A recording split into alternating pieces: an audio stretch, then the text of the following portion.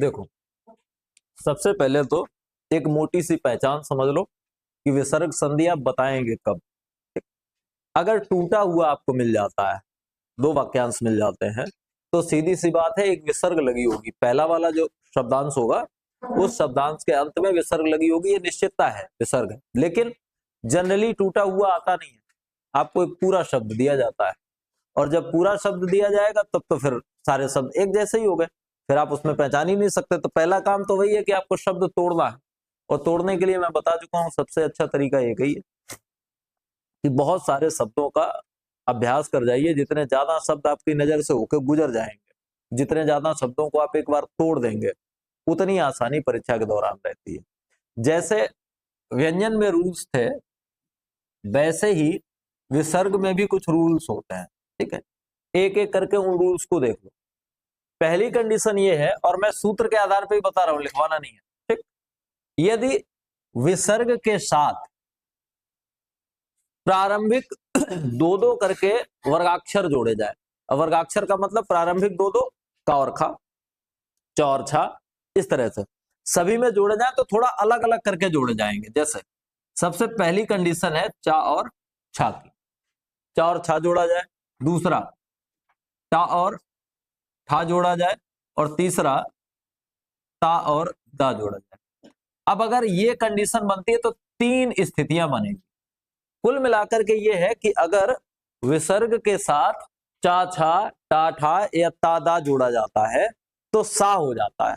अब समस्या आपके साथ ये है कि फाइनली आपको पता है सा होना है, लेकिन समस्या ये है कि सा ही कितने हैं? तीन। अब तीन सा है, और यहां पे भी आप एक चीज देख रहे हो कि एक तीन ही यहां पे भी दिए गए, तीन जोड़े दिए गए। तो जब ऐसी स्थिति हो कि विसर्ग के बाद चा और छा है तो पहला वाला सा हो जाता है। और याद रखने का भी तरीका ठीक है, याद रखने का, ये भी क्रम से है और वो भी क्रम से ही बदले, ये भी अच्छी बात है कि दोनों ही क्रम से हैं। और सा होगा भी तो कैसा? आधा होगा। ठीक है, अगर टा और ठा है तो भी सा हो जाएगा, लेकिन सा कैसा होगा? आधा। अगर ता और दा है तो ये वाला सा हो जाएगा, किंतु कभी कभी ऐसी स्थिति हो सकती है कि दूसरा वाला सा भी हो जाए, यानी यहां पे एकदम निश्चितता नहीं है। अब ऐसा कहा जाए कि इसका कोई स्पेशली रूल होगा, तो ये भी याद रखो कि इसका कोई स्पेशल रूल भी नहीं है। केवल ये याद रखना है कि किन शब्दों में ये सा यूज होता है, किन शब्दों में वो सा यूज होता है। तो अगर ऐसी स्थिति है तो इस तरह से कर लेंगे। बात क्लियर हुई? क्या हो रहा है? अगर विसर्ग आई हुई है, विसर्ग के पश्चात च छा आ जाए, तो विसर्ग के स्थान पर, अब ये भी याद रखना कि ये जो परिवर्तन हो रहा है वो किसका हो रहा है? विसर्ग का हो रहा है। आगे जो चा छा आए हैं वो नहीं बदलेंगे, वो जैसे हैं वो बने रहेंगे। ठीक है, अगर विसर्ग के बाद टा और ठा आया है तो विसर्ग ही बदलेगी, सा हो जाएगी। टा और ठा में कोई परिवर्तन नहीं आएगा, वो वैसे ही बने रहेंगे। और यदि विसर्ग के बाद ता और दा आया है तो वो सा हो जाएगी विसर्ग, ये ता और दा वैसे ही बने रहेंगे। एक एग्जाम्पल देख लो,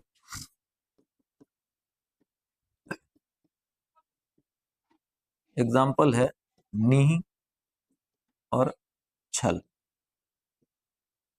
अब ये देखो क्या रूल मैच कर रहा है, जो रूल आपको बताया गया वो मैच कर रहा है। विसर्ग आई हुई है, विसर्ग के बाद छा आया हुआ है, तो जब विसर्ग के बाद छा आया हुआ है तो क्या हो जाएगा? सा बनेगा आधा, ये वाला। ठीक है, अब इसको पूरा करने की कोई व्यवस्था तो है नहीं, क्योंकि बाद में व्यंजन ही आया है। व्यंजन तो इसको पूरा कर नहीं पाएगा। पूरा तब हो सकता था जब स्वर आया होता, तो पूरा तो होगा नहीं, ऐसा ही बना रहेगा। और क्या हो जाएगा?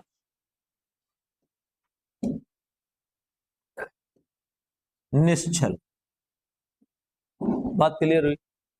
निश्चल। ठीक, एक और देखो,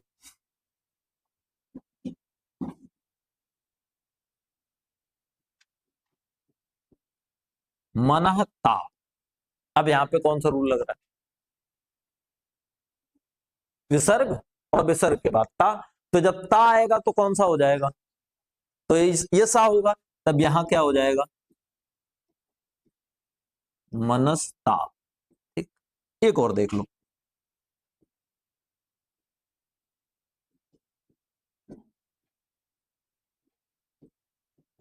इसमें देखो, धनु और फिर टंकार। अब विसर्ग के बाद क्या आया है, विसर्ग के बाद टा है, तो अब सा ये वाला हो जाएगा। ठीक, इतना ही करना है बस।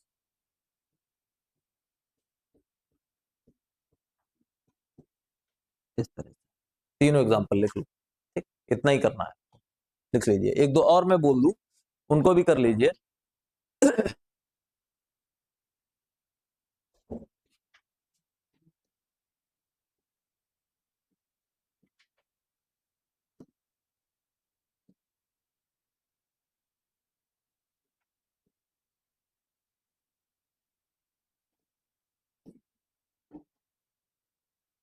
निश्चल, और एक और शब्द है कश्चित।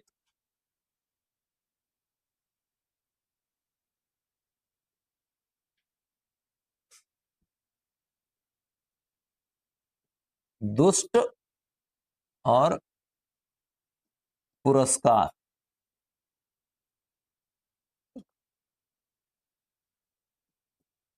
तिरस्कार, इनको और तोड़िए। निश्चल, कश्चित, दुष्ट, पुरस्कार और तिरस्कार।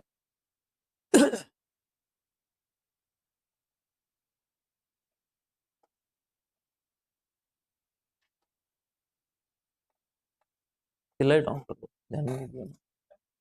हाँ, ऑन कर दो।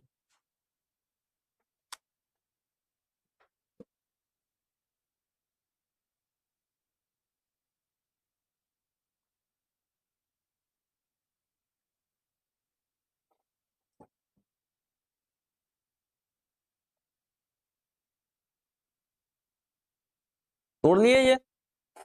अब ज्यादा कुछ है नहीं, क्योंकि पहले से ही निश्चित है, बिल्कुल वैसे ही होना है।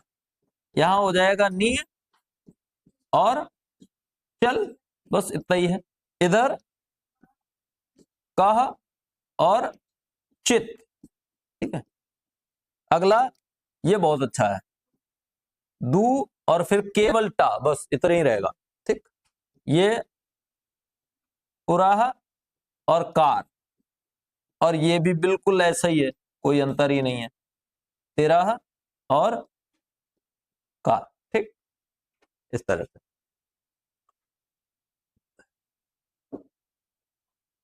अब देखो दूसरा रूल,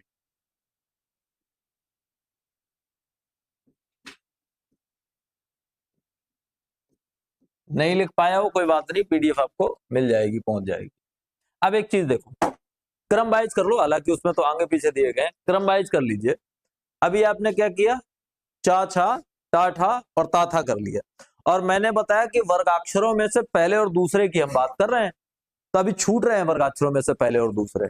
कौन कौन, एक तो पहली वाले छूट रहे हैं का और खा, और एक आखिरी वाले दो छूट रहे हैं पा और फा।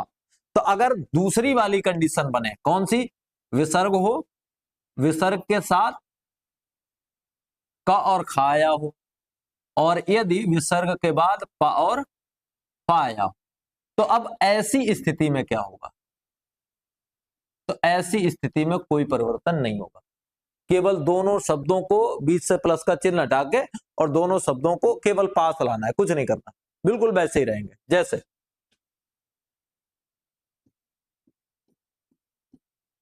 रजह प्लस कण, अब क्या करेंगे, कुछ करना ही नहीं है, बिल्कुल वैसे ही पास ला देना है, प्लस का चिन्ह हटा देना है, बस हो गया,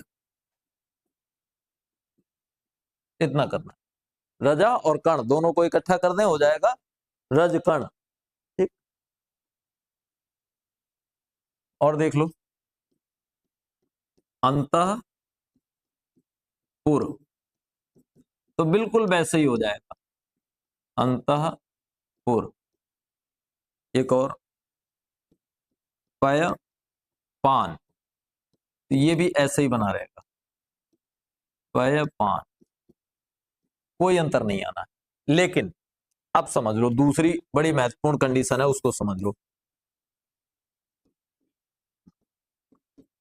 अब इसका एक नियम टूटता है, और टूटने वाले नियम बड़े जरूरी है।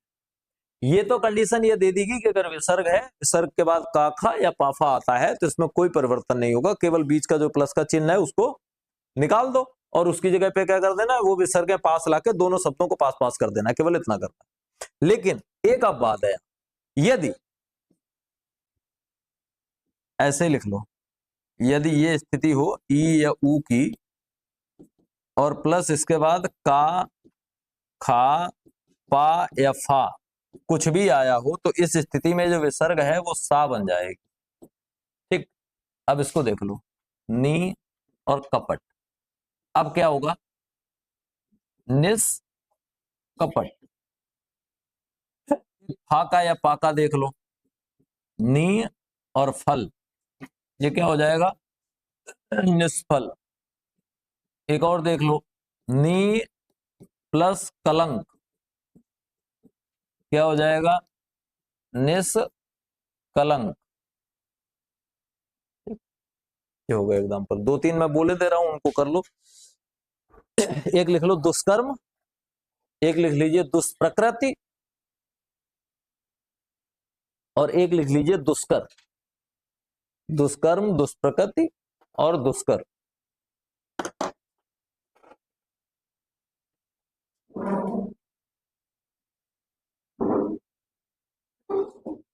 एक और लिख लो निष्पाप।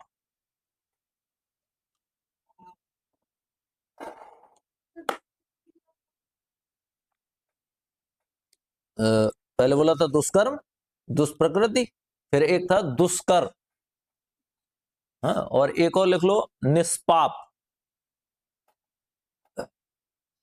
और एक लिख लीजिए नहीं, बस इतने रखो, ठीक है।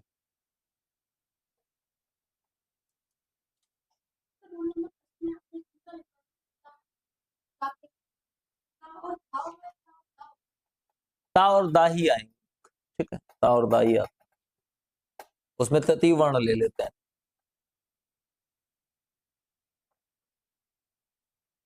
और असल तो ये है कि उस लाइन का कोई भी हो, लेकिन वो आते नहीं, वो कोई भी लेकिन आते नहीं, आते पहली द्वितीय तीसरी तृतीय।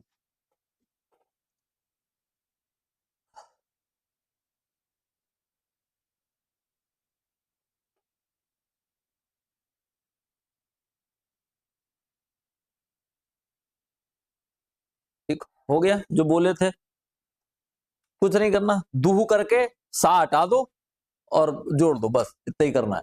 सा हटाओ और जोड़ दो, बचा हुआ जोड़ देना है, इतना ही करना है। ठीक, तीसरा रूल देखो, रूल थर्ड।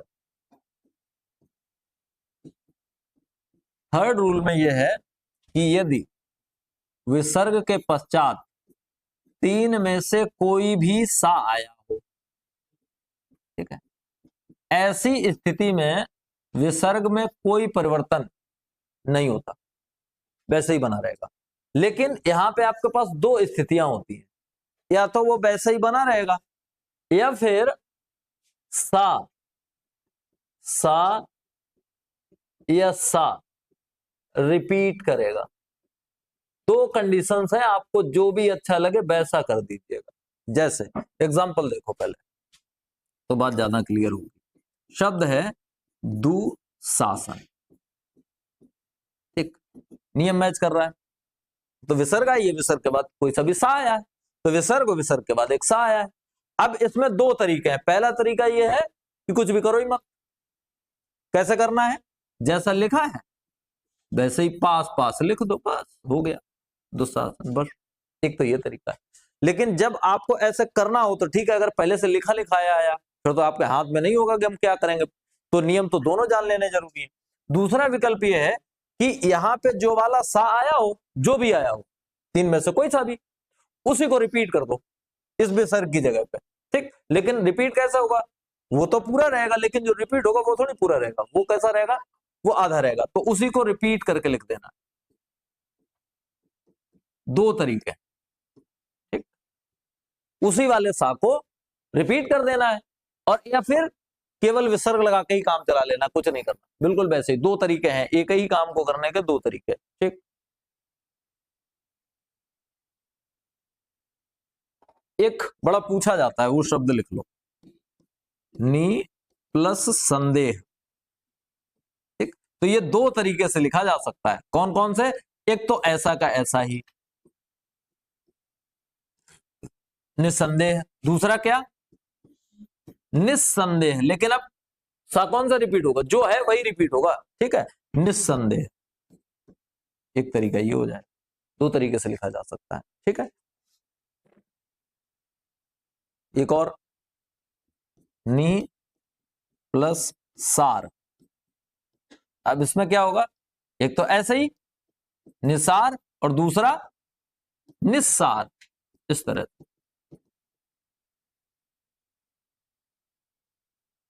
अब आपने दो रूल्स में लगभग 11 वर्ण जान लिए जो विसर्ग के बाद आएंगे तो उनका क्या होगा। कौन कौन से, का खा आने पे क्या करेंगे, ठीक है, चा छा आने पे क्या करेंगे, जा झा आने पे नहीं सॉरी, टा ठा आने पे क्या करेंगे, दा तात और दा आने पे क्या करेंगे, और पा और फा आने पे क्या करेंगे, और तीनों टाइप के अगर सा आएंगे तो उनके आने पे क्या करेंगे। 11 वर्ण आपने जान लिए। अब अगला रूल जो है वो थोड़ा सा एक और स्पेशल कंडीशन लेके आएगा, इसको जरा लिख लो नहीं तो कंफ्यूजन रहेगा। चौथा रूल लिख लो, मैं बोले दे रहा हूं, उसकी भाषा भी थोड़ी लिख लो, फिर मैं सूत्र के आधार पर भी बता दूंगा। लिखो, यदि विसर्ग से पूर्व आ हो, छोटा आ,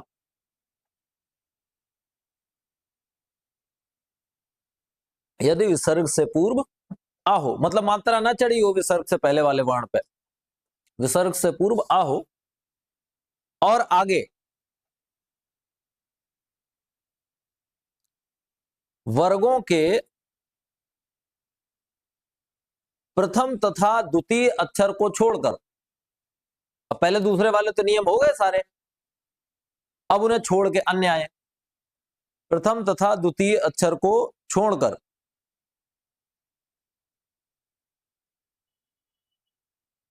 अन्य कोई अक्षर, मतलब गा घा इंग्या, जा झा वा, डा ढा डा, सारे कोई से भी, अथवा अथवा अंतस्थ, मतलब या रा ला और वा, अंतस्थ, अथवा हा हो, तो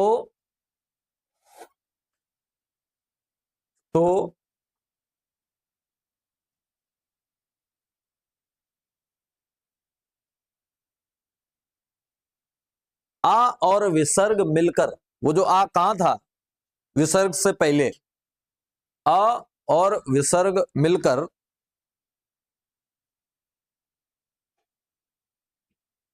ओ हो जाते हैं। अब ये रूल 4 जो है सूत्र के आधार पर देख लो। सूत्र ये कह रहा है कि आ प्लस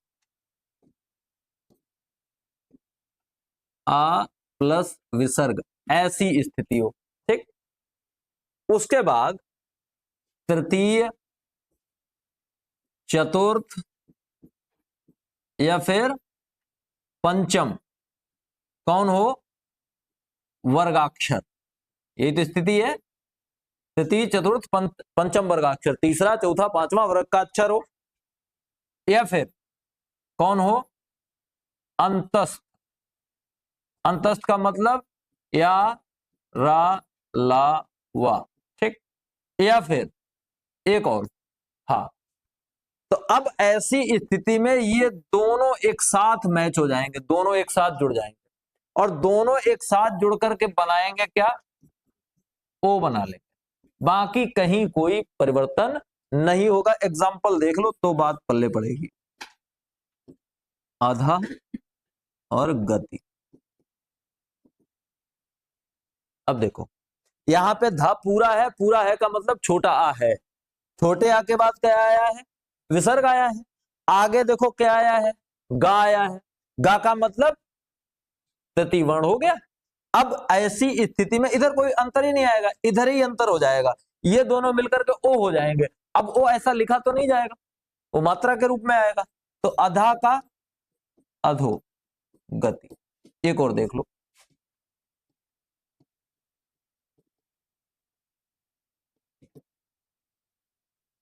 मनः और रथ।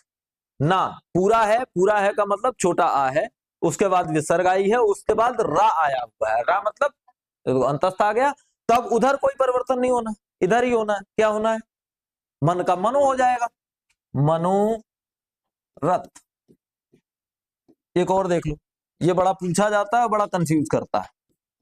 जब पूरा शब्द आएगा तो दिमाग में ही नहीं आएगा कि ऐसे होगा। मनः और जा, जा मतलब तृतीय अक्षर है, जा तृतीय अक्षर हो गया तो मनः का मनो हो जाएगा। अगर मनो सीधा सीधा आ जाए आप सब तोड़ने को कि तोड़ो, तो फिर ध्यान आएगा कि मनोज जो है वो जब टूटेगा तो उधर जाएंगे फिर स्वर संधि में, ये गलती होगी। ठीक, मनोज ये इसलिए मैंने बता दिया, ये कंफ्यूज करता है, गलती होगी। क्योंकि इस तरह के और सुरेश रमेश सब उधर टूटेंगे, खाली मनोज इधर है। और दो तीन बोले दे रहा हूं, वो भी लिख लो। एक शब्द लिखो मनोयोग, मनोयोग।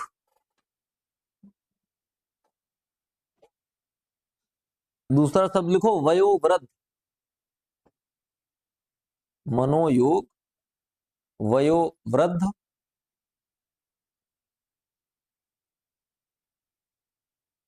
तपोभूमि,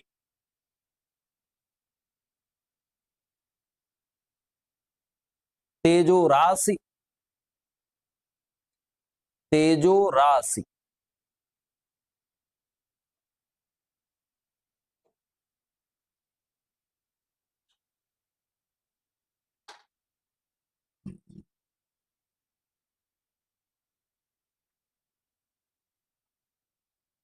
तेजो राशि लिख लिया। और एक और लिखो जो खूब पूछा जाता है, यशोदा। इसमें भी गलती होती है, यशोदा। ये उतना ही इंपॉर्टेंट जैसे मनोज है, ऐसे ही यशोदा है। इसमें भी गलती होने का चांसेस है। इसमें भी ये लगेगा कि नहीं ये तो स्वर संधि होना चाहिए था, और लेकिन होता विसर्ग है।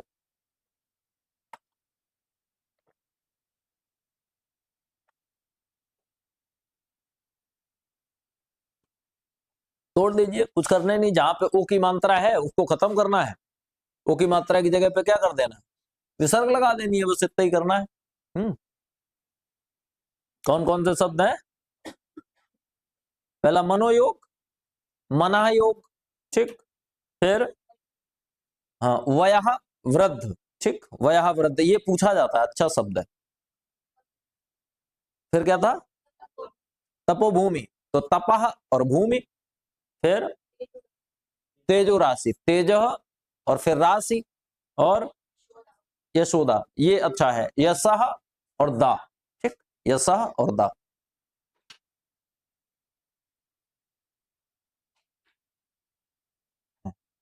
अगला,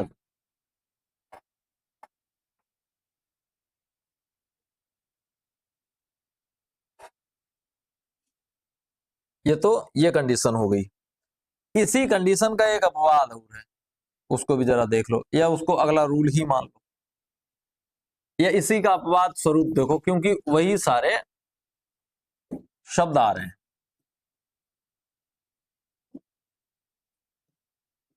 समझो, कंडीशन ऐसी हो कि यहां पे कोई स्वर हो, आ और आ को छोड़कर, आ और आ को छोड़कर कोई अन्य स्वर हो, अब ई हो, ऊ हो, कुछ भी हो, उसके बाद आई हो विसर्ग। या फिर ये कहें कि विसर्ग से पहले, अभी हमने कहा था आ होना चाहिए, फिर तीसरा चौथा पांचवा वर्ण यार अलावा हा ऐसा कुछ है तो ओ हो जाता है। यहाँ पे कंडीशन क्या है कि स्वर आ और आ ना हो, उसके अलावा कोई एक स्वर आया हो, और फिर उसके बाद विसर्ग आई हो, और विसर्ग के बाद स्थिति क्या बन रही हो? कोई स्वर आया, कोई सा भी स्वर, ठीक। अब वहां पे कंडीशन नहीं है, कोई सा भी स्वर हो, कोई सा भी स्वर हो, तीसरा चौथा पांचवा वर्गाक्षर हो, यानी ये तो वही वाले हो गए जो अभी आ रहे थे, गगा इंग्या।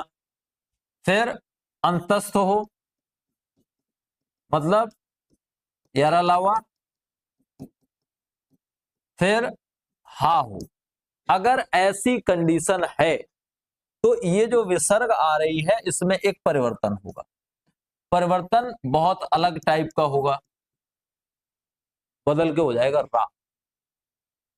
इतना परिवर्तन होगा। अब इस चीज को लिखने से पहले जरा समझ लो, फिर लिखिएगा, लिखने की इतनी जल्दी मत करिएगा। एग्जाम्पल देख लो, बहुत इंपॉर्टेंट है, खूब पूछा जाता है। नी और आशा, रूल देख लो, ठीक मैच कर रहा है कि नहीं कर रहा है। विसर्ग के आगे पीछे केवल मिलाना है, विसर्ग से पहले मिला लो, विसर्ग है, विसर्ग से पहले आ को छोड़कर, तो ना पे जो मात्रा है वो काय की है, ई की है, और आ नहीं है, वहां मैच कर रहा है। दूसरा क्या कर रहा है, पीछे क्या आना चाहिए, स्वर आए, तीसरा चौथा पांचवा वर्ण आए, अंतस्थ आए, हा आए, तो देखो स्वर आया हुआ है। अब ये जो विसर्ग है वो क्या बनेगी, रा बनेगी, वो भी कैसा, आधा। तो हम पहले ऐसे ही कर लेते हैं तो थोड़ी आसानी रहेगी। ठीक, नी को निर कर लिया, और आगे क्या है, आशा। अब इसको क्या करें, जरा सही से जोड़ दें। जब ऐसा लिखा होगा तो ये बड़ा आ उस रा में जुड़ जाएगा, उस पर डंडा चढ़ जाएगा, क्या हो जाएगा, निराशा। क्लियर हुआ, ये रूल है। एक और एग्जांपल देख लो इसका, ये भी खूब पूछा जाता है, दू प्लस उपयोग।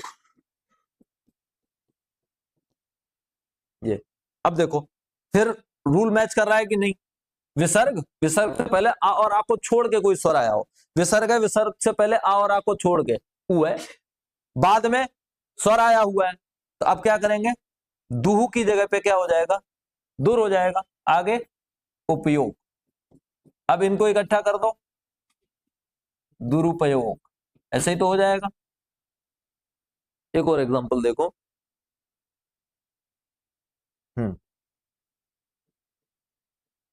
नी प्लस गुण,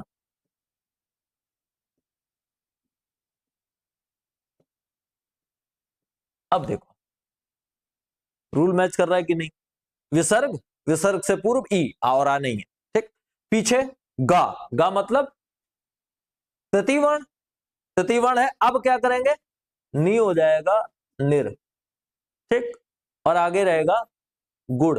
अब इस रा को ऐसे लगा हुआ तो नहीं रख सकते, आधा रा है, इसको ऐसे नहीं रखते, आधा रा होता है तो क्या करते हैं, उड़ा देते हैं ऊपर, अगले वाले के ऊपर, तो क्या हो जाएगा, निर्गुण, इस तरह। ठीक, एक और एग्जांपल यहां पूछा जाता है,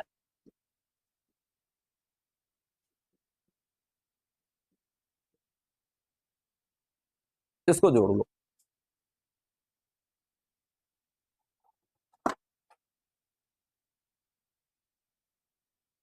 और बहिर्मुख एक जगह और इंपॉर्टेंट है, बहिर्मुख आपको कंफ्यूज करता है शुद्ध शब्द में, जो शुद्ध अशुद्ध शब्द आते हैं उसमें बहिर्मुख कंफ्यूज करता है।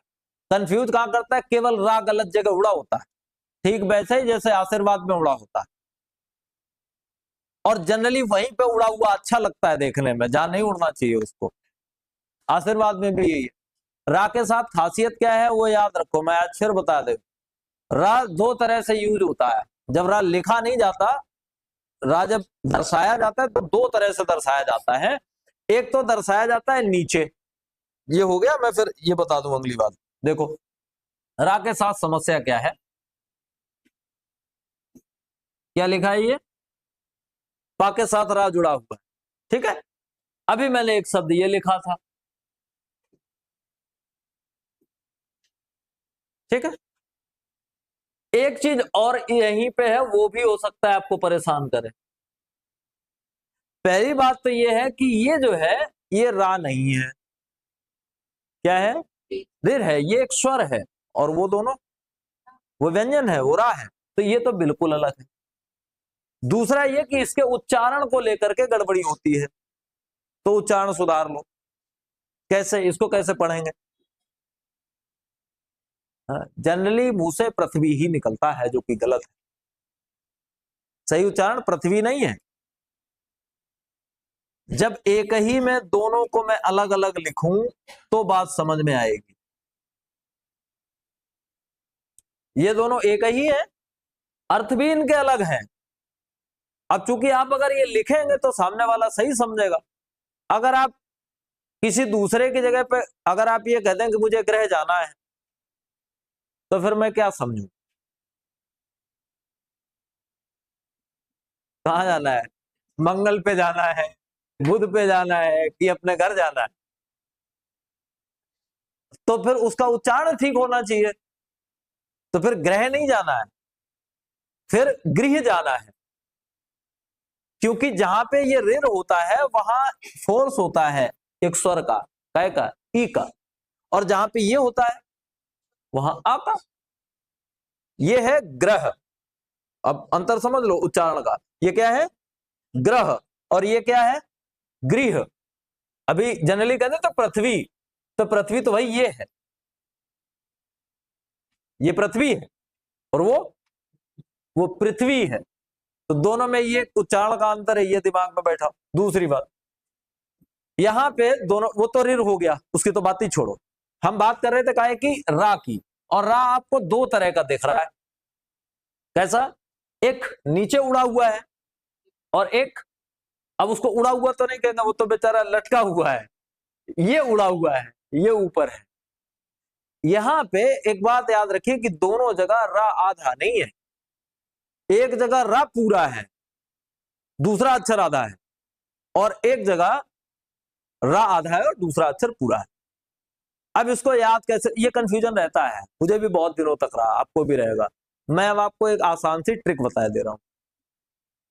जो पूरा होगा उसका वजन ज्यादा होगा कि आधे वाले का? कॉमन सेंस है, वजन किसका ज्यादा होगा? ठीक है। अब जिसका वजन ज्यादा होगा वो नीचे रहेगा कि ऊपर उड़ जाएगा?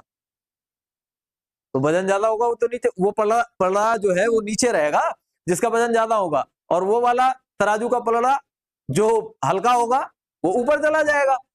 तो जो पूरा होगा वो नीचे रहेगा, जो आधा होगा, बस क्लियर। अब कौन सा में आधा और कौन सा में पूरा है? प्रदीप में पूरा है और निर्गुण में आधा है, क्योंकि हल्का है, उड़ गया। वो भारी है तो नीचे लटका हुआ है। तो अब यहां पे लफड़ा क्या है? अब यहां पे पा आधा है। आधा कौन है? पा।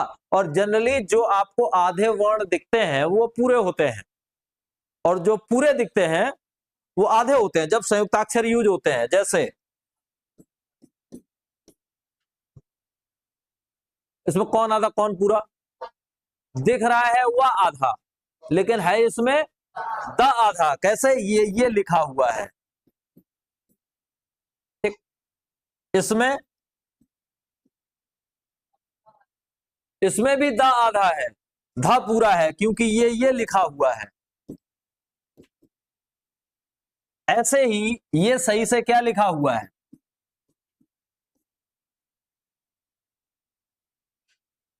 प्रदीप नहीं है, ये प्रदीप ही है। प्रदीप तो तब होगा जब इसको हटा दें, हलंत को। प्रदीप ही है, लेकिन रा कैसा है? पूरा है, वो आधा नहीं है। अब एक चीज हो, यहां पे रा है आधा, ये दरअसल क्या लिखा हुआ है? ये लिखा हुआ है, रा में हलंत लगा हुआ है। ये रा आधा है, वो रा पूरा है। अब दोनों में एक और बेसिक अंतर है, वो देखो। जब आधा होगा तब कहां पढ़ा जाएगा, और जब पूरा होगा तब कहां पढ़ा जाएगा? इसमें किसके साथ जुड़ा है? पा के साथ जुड़ा है। इसमें किसके साथ जुड़ा है? गा के साथ जुड़ा है। इसमें गा के साथ जुड़ा है, लेकिन गा से पहले पढ़ा जा रहा है। ये देखिए, गा के बाद में पढ़ रहे हैं कि पहले? पहले पढ़ रहे हैं। इसमें पा के साथ जुड़ा है, पा से पहले पढ़ रहे हैं कि बाद में? बाद। जब पूरा है तो बाद में पढ़ा जाता है, और जब अधूरा है तो पहले पढ़ा जाता है। और ये रा उड़ने वाले शब्द आपके शब्द शुद्धि वाला जो होता है प्रश्न, उसमें आते हैं। जनरली अभी जो मैंने शब्द लिखा था, कौन सा? बहिर्मुख।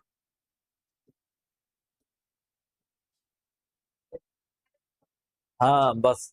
और जनरली ऐसे लिख जाता है जल्दी में, हापे रा उड़ा देते हैं। अब अगर हमने हापे रा उड़ा दिया, अब मैंने क्या कहा? जिसके ऊपर उड़ेगा उससे ठीक पहले पढ़ा जाएगा। पढ़ो। फिर तो वरही मुख हुआ, बहिर्मुख तो नहीं हुआ, वरही मुख हुआ। ऐसे ही एक और गलती करते हैं, ठेला ट्रक काऊ में देखो लिखा हुआ शब्द क्या होता है? आशीर्वाद। क्या लिखा है? नियम ये कहता है जिसके ऊपर रा उड़ा है उससे ठीक पहले पढ़ा जाएगा। तो कहां पढ़ेंगे? यहां पढ़ेंगे, आके बाद। तो क्या लिख गया फिर? आशीर्वाद। अब आशीर्वाद पढ़ना है मतलब रा आपको यहां पढ़ना है, यहां पढ़ना है तो किस पे उड़ेगा, वा पे। इस बहिर्मुख में कहां पढ़ना है, हा के बाद रा पढ़ना है यहां, तो कहां उड़ेगा, मां के ऊपर। याद रखो जब भी रा आधा हो तो ऊपर उड़ता है, और जिसके ऊपर उड़ता है उससे ठीक पहले पहले पढ़ लिया जाता है, और जब रा नीचे होता है तो जिसके साथ यूज हुआ है उसके उच्चारण के बाद पढ़ा जाता है। ठीक, तो पूरा वाला रा बाद में पढ़ा जाता है और आधा वाला रा पहले पढ़ा जाता है। और ऐसे मान लो कि रा उड़ा हुआ गलती आने के चांसेस 90% होते हैं, मतलब 10% कोई और गलती आएगी शब्द वाले में, 90% गलतियां आती हैं रा उड़े हुए की, वो जनरली गलती हो जाती है। कई बार हम लिखते हैं एक शब्द और होता है, कौन सा,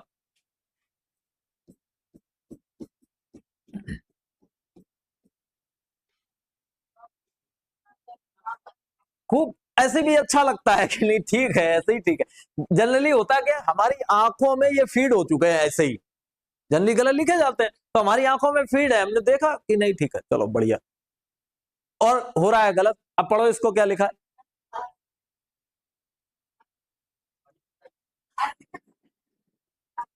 अरंतगत है, अरंतगत ऐसे ही पढ़ पाएंगे अगर थोड़ा बहुत पढ़ेंगे तो, क्या अरंतगत पढ़ेंगे, अरंतगत भी नहीं, अनंतगत ऐसे पढ़ेंगे तो गलत है। अंतर्गत है, अंतर्गत है तो फिर कहां उड़ेगा, गा पे उड़ना चाहिए। जो रा उड़ा हुआ है वो उसको ठीक पहले पढ़ा जाता है, और जो नीचे है मतलब पूर्ण है उसको ठीक बाद में पढ़ा जाता है। इस बात को याद रखिए। बहिर्मुख आ गया, क्योंकि बहिर्मुख अभी हाल ही में किसी परीक्षा में पूछा गया था तो मुझे याद आ गया कि बता दें, और यही गलती थी केवल, और कोई गलती नहीं थी, केवल इतनी गलती थी कि रा गलत जगह उड़ा देते हैं जहां पे नहीं उड़ना चाहिए। ये आशीर्वाद तो खैर खूब परीक्षाओं में पूछा जाता रहा, और इसके पीछे केवल ठेला वालों ने गलतियां करवाई। और उनके ट्रक में लिखा होता है, और ट्रक में आप देखना, आप एक दिन बैठ जाना कि आज मुझे ट्रक के आशीर्वाद पढ़ने हैं, तो 10 ट्रक निकलेंगे, 9 में गलत लिखा होगा, एक में हो सकता है मालिक ने सामने बैठ के लिखवाया हो, मालिक पढ़ा लिखा हो कि नहीं ऐसे लिखोगे रा यहाँ होगा। तो पेंटर जो होते हैं उनका काम होता है कैलियोग्राफी का, वो अच्छा सा लिख लेते हैं। इसका ये मतलब नहीं कि जो बहुत अच्छा सा लिख लेता है वो बहुत पढ़ा लिखा है, या जिसकी राइटिंग बहुत गंदी है वो बिल्कुल पढ़ा लिखा नहीं है, इस बात की तो कोई गारंटी है नहीं। अब उनकी कला बढ़िया है तो वो अच्छा लिख लेते हैं, उन्होंने व्याकरण से एमए थोड़ी किया है, हो जाती है उनसे गलती, उन पर आ गया जो कुछ समझ में आया उन्होंने लिख दिया, ये गलतियां हो जाती है। तो ये बातें याद रखेंगे, ठीक है। अगला एक और रूल देख लो, फिर बचे हुए कल बताएंगे। कौन सा है, 5वां, या इतना ही रखो।